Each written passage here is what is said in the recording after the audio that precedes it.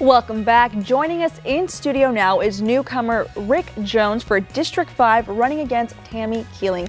Welcome to the show, Richard. Thank you for having me. Absolutely. So let's jump right into it, which is something I've been saying for everybody here. But what are your priorities if elected into office? One of the first things I think we need to do is get back to basic education. Okay.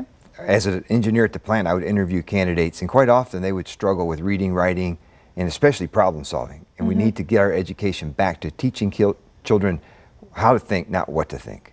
How to think, not what to think. And how do you plan on implementing that in the classroom? Well, I know that the state mandates what has to be taught, but the districts have opportunities and the abilities to change how things are taught and when things are taught, how timed and stuff like that. So by working with the superintendent, working with the teachers, they know what to do. It just uses their abilities to teach the children as they know best.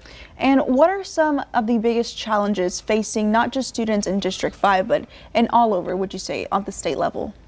I think it's learning problem solving. You know, there are stories about people that aren't able to make change if the cash register is broken, things like that. And so we just need to focus on ability to do basic life skills and help them succeed in the future. Back to the basics. Back to the basic education. Yes. So, and that would be your top priority. Yes. So the next question I'm going to ask you, and it's been on the minds of everyone, so this might be, the hard hitter one.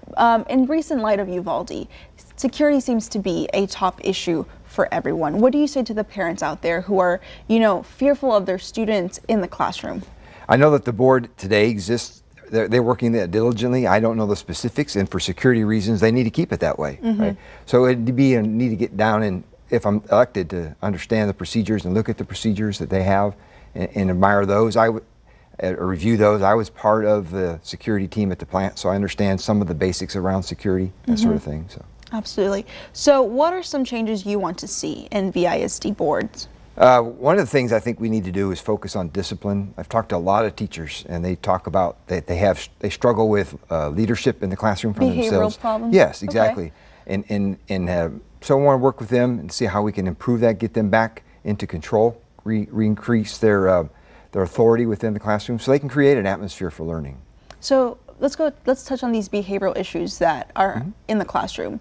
What do you mean by that? Is there a problem with behavioral issues in VISD, would you say? Yes, many teachers have told me that they struggle with students staying there learning or spending too much time on the phone when they should be studying or listening to the teacher. There have even been vulgarities yelled at the teacher, that sort of thing.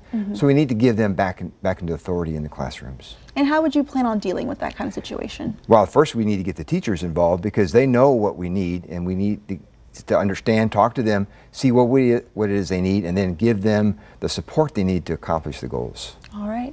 And Richard, tell me one more thing before we go. What is something you want the viewer out there to know about you and what your campaign stands for? Well, I think more than about me is we need to get out and vote.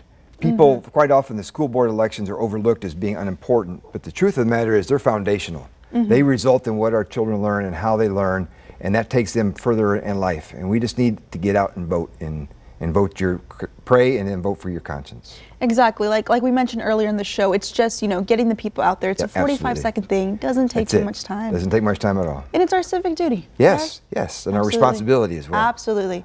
Well, Rick, thank you so much for coming on the show. Thank you for having me. Your time. Appreciate it. Thank you. Good luck out there. Thank you so much. And don't go anywhere, because for those watching, we have some very important details about the upcoming $10 million Victoria College bond.